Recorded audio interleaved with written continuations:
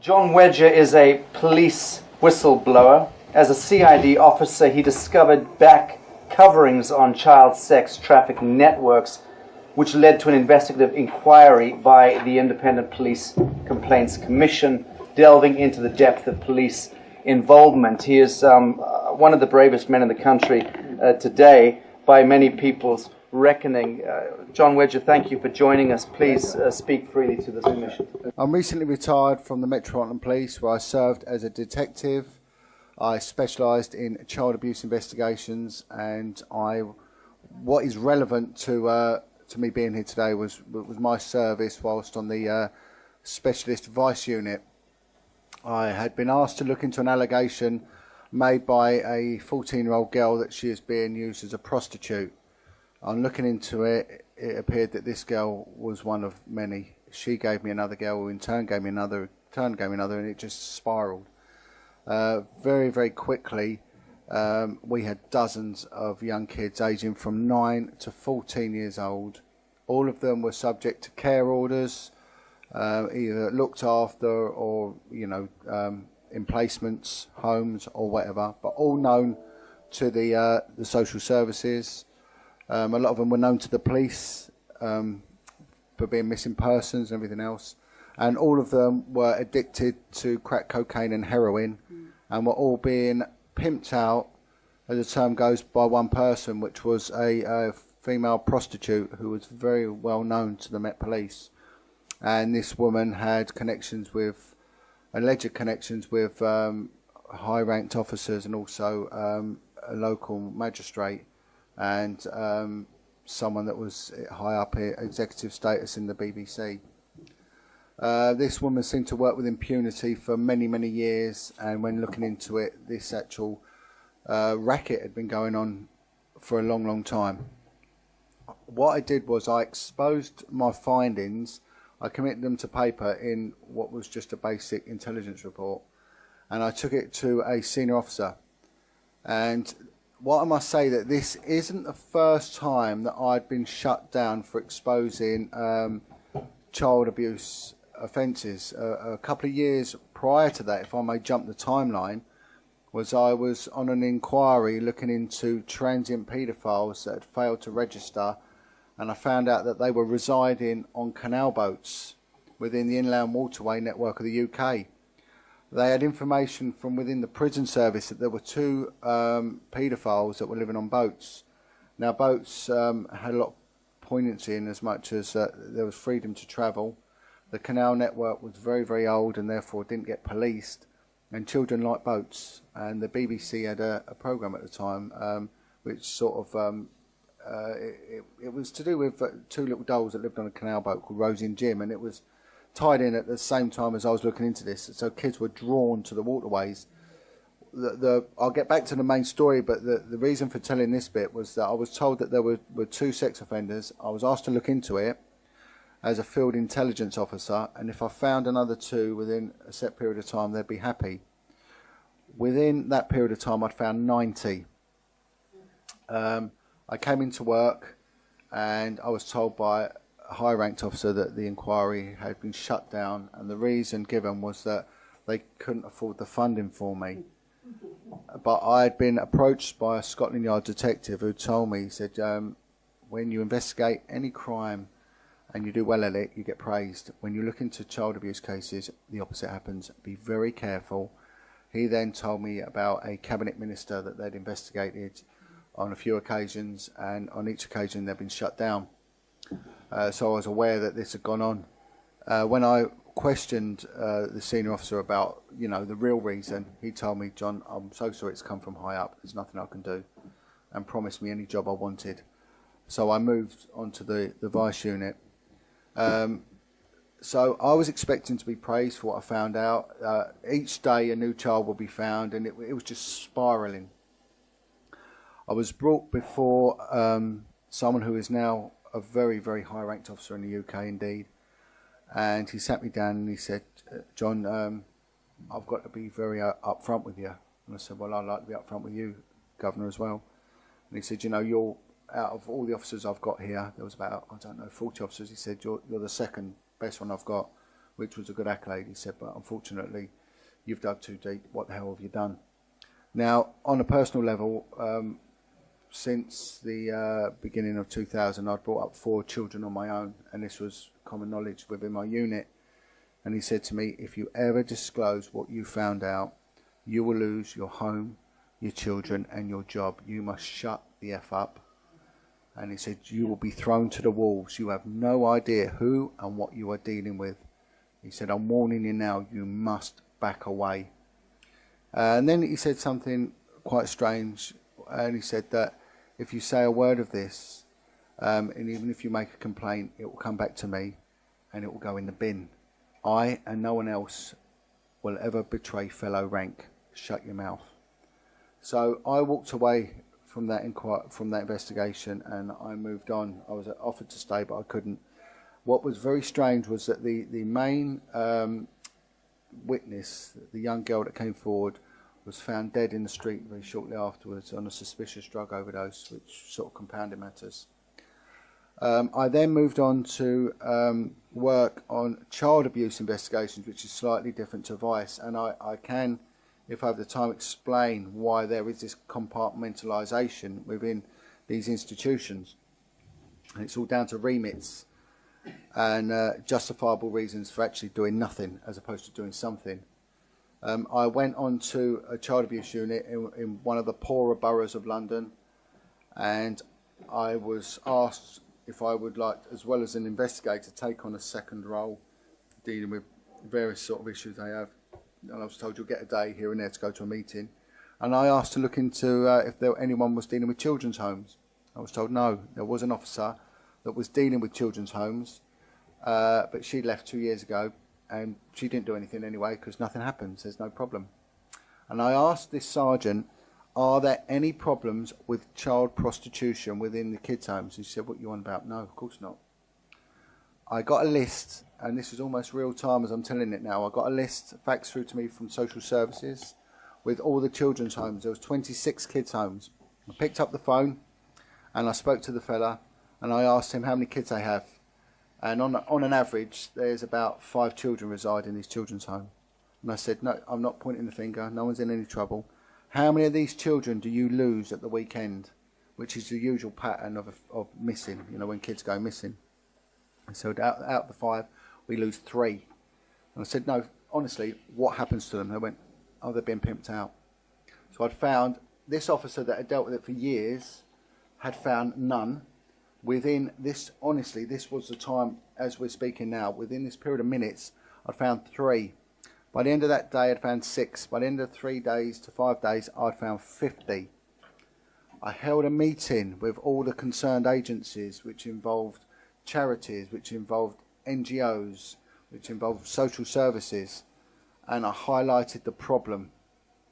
And I was then harangued, really. I was attacked verbally by head of children's services for this borough, saying to me, what the effing hell have you done?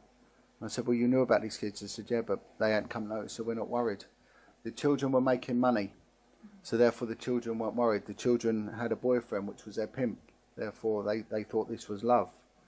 And the children were also using drugs, so therefore they want to continue to use drugs. So they weren't coming to notice, so therefore social services had written them off, despite the fact that the children's homes would constantly be getting in the logs that they were being picked up and they were going missing. These were regular missing persons. The police have a missing persons unit. They say so many thousands of kids go missing every year. They do, but a lot of them do return. But what is never looked into is what happens when they're going missing. They are working as prostitutes. And again, the child abuse units won't look into them because they say it's not interfamilial, because it's someone else pimping them out. The bigger cities have vice units. Vice units will not deal with them because they say that these are kids subject to care orders. So no one looks into it, and it goes on and it festers and it festers. And then funny enough, after this meeting, I was shut down and moved again. I then came forward a couple of years later. I was actually genuinely concerned that I would lose my children. I know how powerful the police are, and I know what they're capable of, having worked with them. I blew the whistle a few years ago, and I was told that my allegations would be taken at the highest level. I asked to speak to a high-ranked female detective, and this was questioned. And then they did get me a high-ranked female detective, and she said to me, "Why are you talking to me and no one else?" I said, "Because you cannot roll up your trouser leg." And she said, "I understand exactly what you mean." They instigated allegations of corruption against high-ranked officers. When you investigate these crimes, as a witness and informant as I was, you're meant to get regular updates every 28 days. I never received one in 3 years. The matter was passed from one unit to another unit. It ended up with the IPCC, who again did nothing and failed to update me despite the fact that they had corroborating evidence. I met with other police whistleblowers via a few concerned MPs. One of them was a lady called Maggie Oliver, who had exposed the scandal in Rochdale. Another one was a man called Lenny Harper, who had exposed the horrendous goings on at a kids' home called Hope de la Garenne in Jersey. Each one of them echoed each other. They both said they're going to come for you and they will come hard. And I said, "What do I expect?" They said, "Right, you will be served with gross misconduct papers.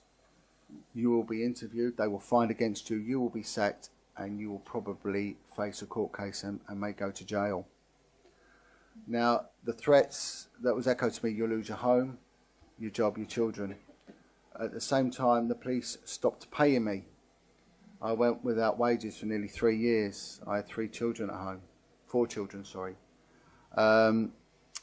Then what happened was that they served me gross misconduct papers. And I was told what it will be for data protection violations, which seems to be a common occurrence. I got served with numerous data protection violations. Each one could have given me a 2-year prison sentence. And this continued and continued. Now, what also happened during this period was that one of my children was involved in a life-changing and catastrophic accident in which he was initially declared dead. They revived him. He was on life support for many, many months. I got a call from the hospital to attend the hospital where they had actually lost him. He'd been dead for 10 minutes. So I was called down to the hospital to basically identify him. I turned up and they had actually revived him within this period, but they deemed him as brain dead, although he was on full 100% life support. A colleague of mine was so concerned, as I had no money, and for 3 days I slept in my car and stayed by my son's side. My son actually made signs of life, and I was able to return home. But my colleague had brought this to the attention of senior officers, just saying, you know, you've got to help this man. He's actually done nothing wrong. The Met Police's response to this, when I got home, they'd sent 2 child protection officers round to interview my youngest boy on allegations that I left him home alone while I was with my dying son. So the threats of you will lose your home, your job and your children rang true. I persisted. I refused to give up, and I set up a forum, a working group with all the police whistleblowers, and it extended and it branched out. The IPCC stopped investigating the crime. I was meant to be given a full breakdown of what went on, and I was given a 1-paragraph letter and told not to contact them again. We're not investigating it. Their answer was that the 3 high-ranked officers that I'd accused of corruption, they went and spoke to them and they denied it, and that was the extent of their investigation. And all them years as an investigator, I've been doing it wrong. We've just got to ask someone if they've done it, and if they say no, that's it. And that was what they expected me to swallow, and told me not to contact them again. I took the matter to the policing minister at the time, a member of the Privy Council and a member of the government's cabinet. He met with me, and he was actually, to my surprise, appalled. He arranged for a meeting with the Home Office. The Home Office then got their independent investigation team involved and stated that there will be an independent investigation into my claims. And they deemed that the Met Police and the IPCC had failed, and they will look into it. I was summoned to a meeting and it was a fully recorded meeting, and it was witnessed, and in which the Cabinet Minister handed my paperwork over to the Home Office officials, and that was an official handover of the paperwork which I supplied to him. They then gave me their assurances that they will be in touch with me and give me a 24-hour contact number, and said they will investigate this independently. I never heard from them again. They have since denied receiving any paperwork. When pushed, they admitted they did receive it, but have now lost it. We are seeing police failings in respect to child prostitution hemorrhaging in this country, but we are seeing them on a provincial level. We're seeing them in Rochdale, Blackpool, Rotherham. We're seeing them in Oxford, Aylesbury, Swindon, all on a provincial level. London is one of the largest urban conurbations in the Western world. It has got one of the biggest police forces. We haven't heard one thing about organised child prostitution in London, and the reason being is that those high up have been covering it up, and this goes right to the heart. I was met with, as I said, Lenny Harper. Children were killed at Haute de la Garenne, in which Lenny Harper had forensic evidence, which was then went missing. And he said to me, be careful, what you're looking at will go right to the heart of the establishment. I sat down with the Commissioner of the Metropolitan Police, Cressida Dick, and I explained to her what was going on. And I explained the dynamics of how you groom a child. I said, I can take a child out of a care system. I can groom that child.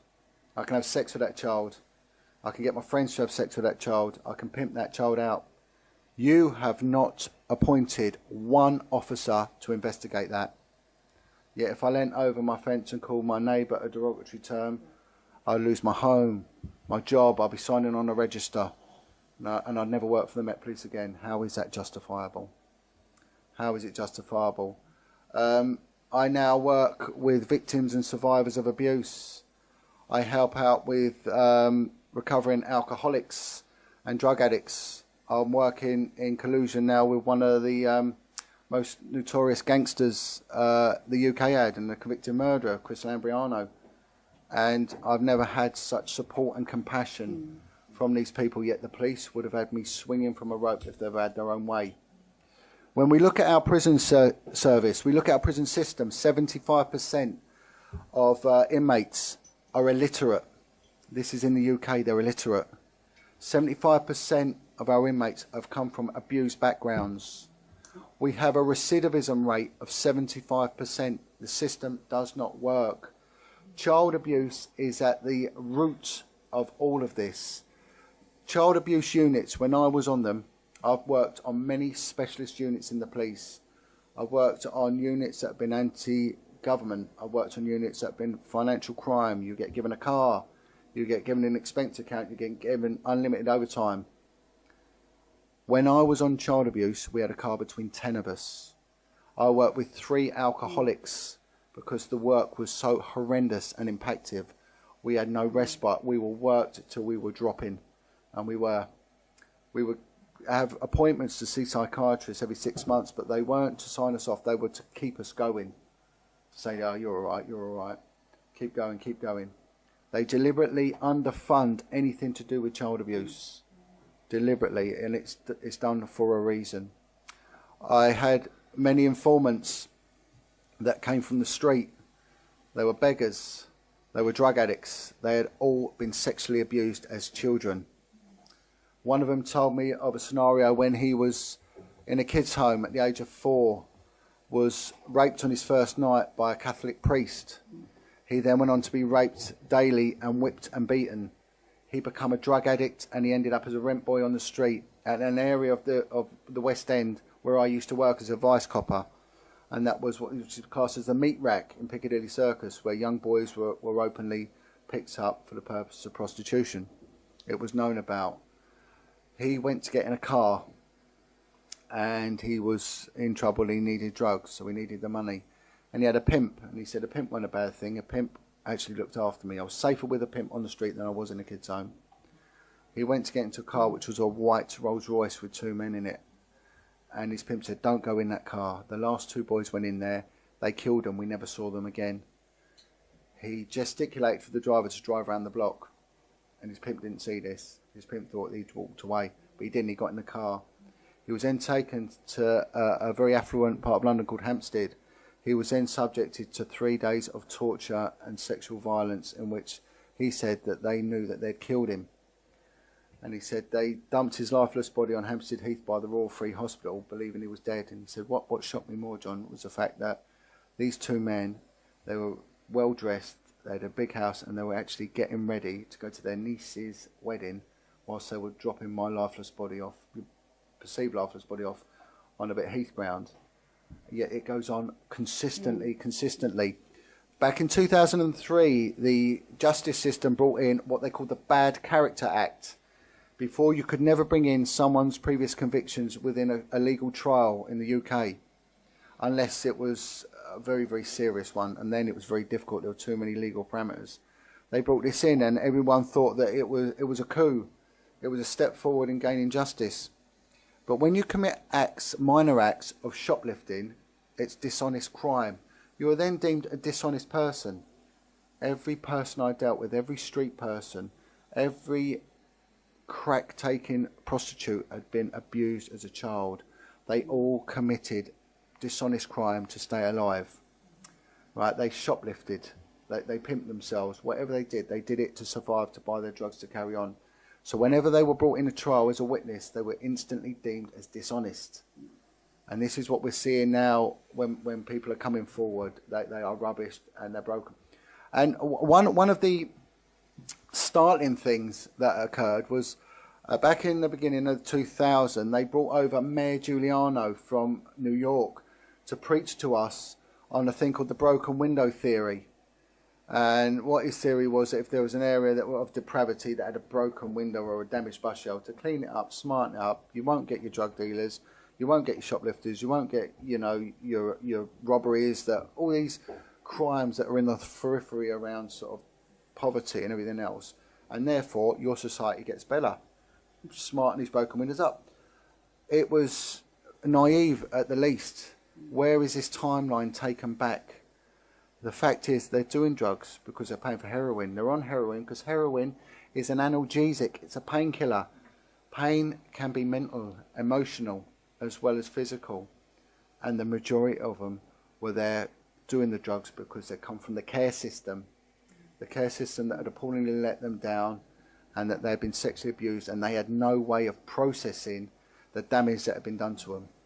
Our judicial system sets them up to fail. It follows them through from cradle to grave.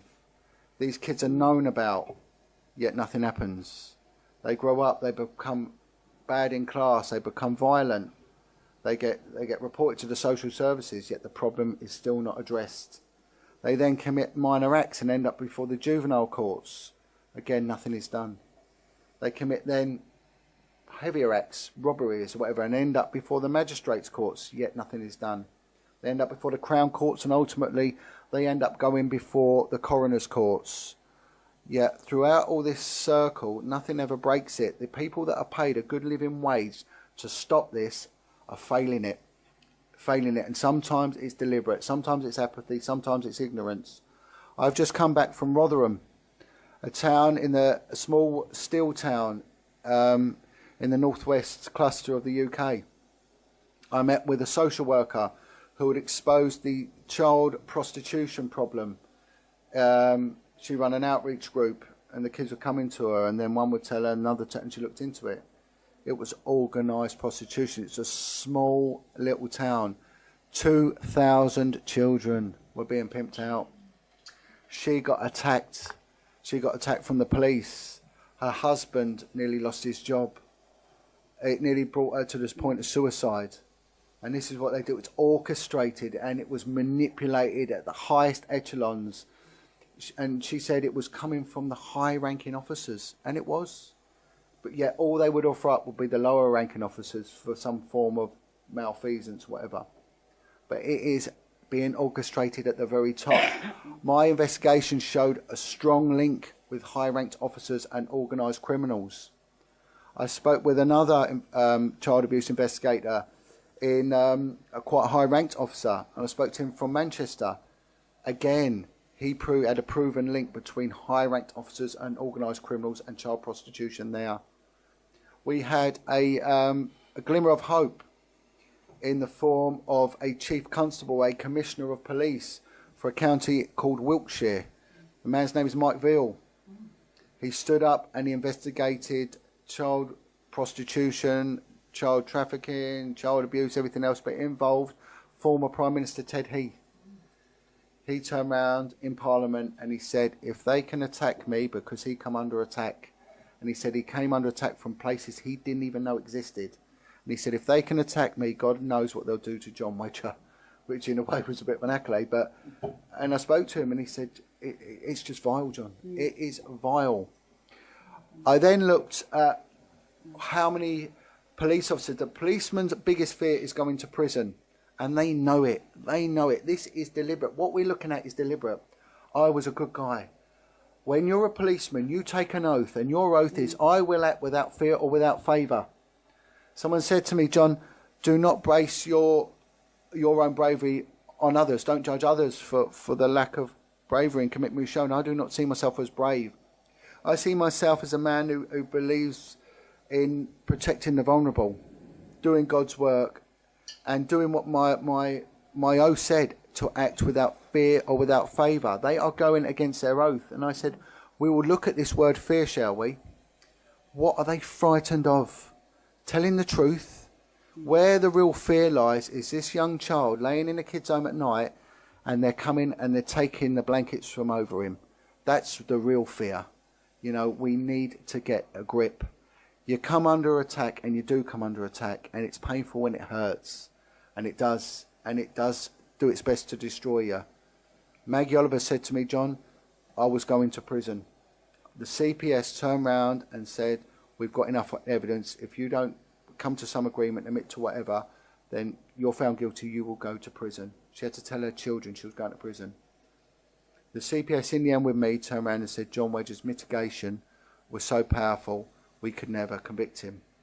I said to them, I submitted my statement prior to any trial. I wrote a statement and I gave it to Cressida Dick and said, here's my statement. Whatever you say I've done, I've done. I don't care. But I will not be tried by you. I will be tried in a Crown Court. And I will be tried by my peers, and I will be tried fairly. I've done nothing wrong, and I listed every single person from the bottom right the way up to the top. Who was involved, who knew about it, who did nothing, who then did nothing, who did nothing. This went right up to Bernard Hogan Howe and now to Cressida Dick. Bernard Hogan Howe knew about this. The campaign of bullying on me was orchestrated under his command. He has now been appointed by the House of Lords to look into child grooming gangs and how they existed. Well, I might save him the trouble. I can do that for him. You know, it is wrong. It is wrong there. Looking now, I was asked to make an address to Lord Pearson's office regarding the presence of grooming gangs and how it works, how it's the mechanics of it all. They're looking at it from a very sort of religious background, that it's Muslim gangs. This is a bigger picture. This is a bigger picture. Kids are a commodity. And one of the things which I want to refer back to is yourself, Commissioner, to my right, mentioned about the Marc Dutroux. Whenever I give a talk, you have to make things relevant. We don't look at the third world and how they're dealing with things, because there are different people. They look different. They drive on a different side of the road. They look a different colour. Let's look at what we got on our backyard. One of the countries that's demographically very similar to us is Belgium. In living memory, it went on in Belgium, you know, and it went on with Marc Dutroux. And the kids that came forward were so pigeonholed in what they could talk about. Anything that went outside of Marc Dutroux, they weren't allowed. I think it was 23 to 25 civilian witnesses died in the lead up to the trial. 90. Unbelievable. Total 90. Absolutely unbelievable, yep. And then the people took the power back. They blew the windows out with the fire engines of the parliamentary office, and then they sprayed horse manure all over the building, and they took to the streets, didn't they? 500,000 people. 500,000 people. And what do? We only kick off when someone throws a cat in a wheelie bin. If we allow our children to be attacked and preyed on in this way, we have failed as a decent and moral society. And we are doing that. And we are doing nothing. It has to stop. And they have to back. I don't want no glory, but people like myself, we need backing. And we need it. Absolutely.